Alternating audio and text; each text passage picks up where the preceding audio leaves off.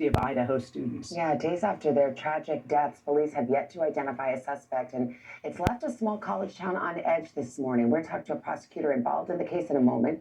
But first, NBC's Gotti Schwartz with the latest on the investigation. Gotti, good morning. Hey, good morning, Savannah. Yeah, we're learning about another strange detail in this case. Police are now telling us 2 other roommates were home during that violent attack, but were not injured in any way. We also now know police were not called for hours after the murder took place. This morning, a new message from police in Idaho after the gruesome murders of 4 students. We cannot say that there's no threat to the community. And as we have stated, please stay vigilant. That's after police said in a statement on Tuesday, investigators believe this was an isolated, targeted attack, and there is no imminent threat to the community at large. Authorities do still believe the close friends were targeted. We believe this was an isolated, targeted attack on our victims. We do not have a suspect at this time, and that individual is still out there.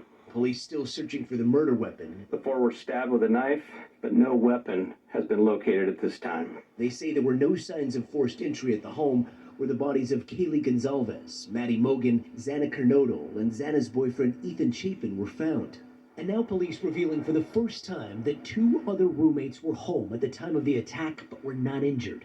There was other people home at that time, but we're not just focusing just on them, we're focusing on everybody that may be coming and going. The 2 others have not been identified, and there are no details about what they might have seen or why it took so long to alert police. The victims had been found on Sunday afternoon by officers responding to a 911 call about an unconscious individual, but investigators say they think the 4 were killed early in the morning after going out. Xana and Ethan returning from a party on campus, and Kaylee and Maddie from a bar downtown. Police are also aware of this video that they say appears to show 2 of the victims ordering from a food truck, saying it could help them establish a timeline of events that night. The president of the University of Idaho, emotional. They were bright lights in our community and are deeply missed and remain in our thoughts and our prayers. If everybody was like Ethan Chapin in this world, it would be a better place. The victims' families struggling to cope with their sudden and shocking loss. I can't wrap my head around what Thanksgiving looks like, or Christmas looks like, or even like my day-to-day looks like. And again, with no suspect in custody, police are cautioning people to be aware of their surroundings. They're also asking the public for help with any information that could help them find this killer and solve this case. Back to you. All right, Gotti, thank you. And we're happy to be joined this morning by Latah County Prosecutor Bill Thompson. Mr. Thompson, good morning to you. Good morning. Police there have called this a targeted, isolated attack. Are investigators looking for a particular suspect or suspects this morning? At this point, the investigators are looking at all possibilities. They don't have a specific suspect. They're continuing to work on that. Do you believe that whomever did this is still at large? Yes, we have no one in custody, and the police have been unable to identify who's responsible for these homicides. Is it possible there's more than one suspect?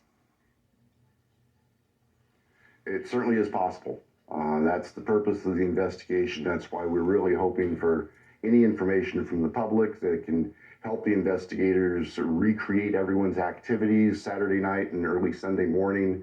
And hopefully we give them the leads, the information to identify who did this. There's so many things about this case that are so hard to put together. Veteran police officers who arrived at the scene said it was one of the most horrific and gruesome scenes that they had ever seen.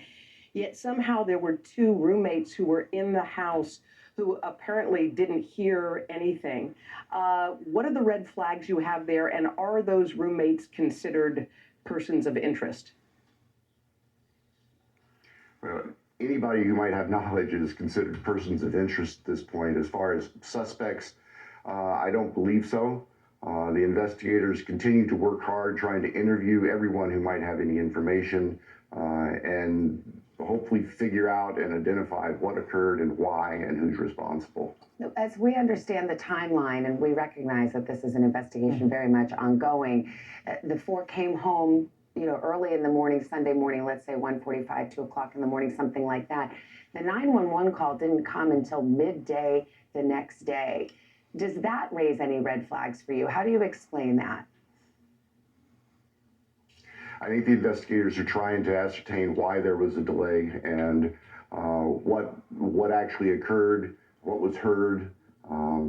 That's a question that's still out there, and I know they're working on that. We're trying to assist them as much as possible with obtaining search warrants for data and cell records and social media and anything that might help.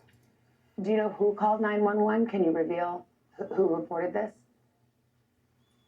I can't reveal who made the 911 call. The police do know who made the 911 call, though. Obviously, we don't know anything about motive, but the mayor did initially refer to this crime as a crime of passion. Why did he say that?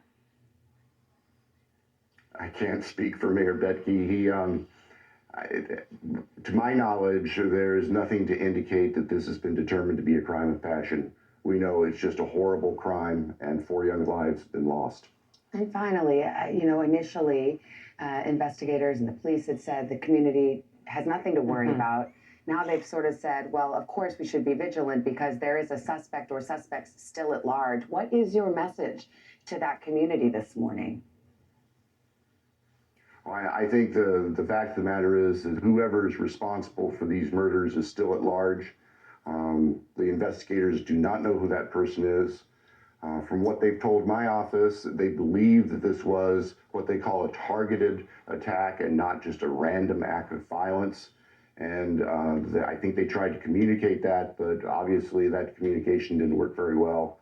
It's unfortunate for any confusion in the community. People just need to be vigilant and help us however they can. We hope that we can identify who's responsible and get them off the streets as soon as we can. We're sure your officers and prosecutors are working hard there.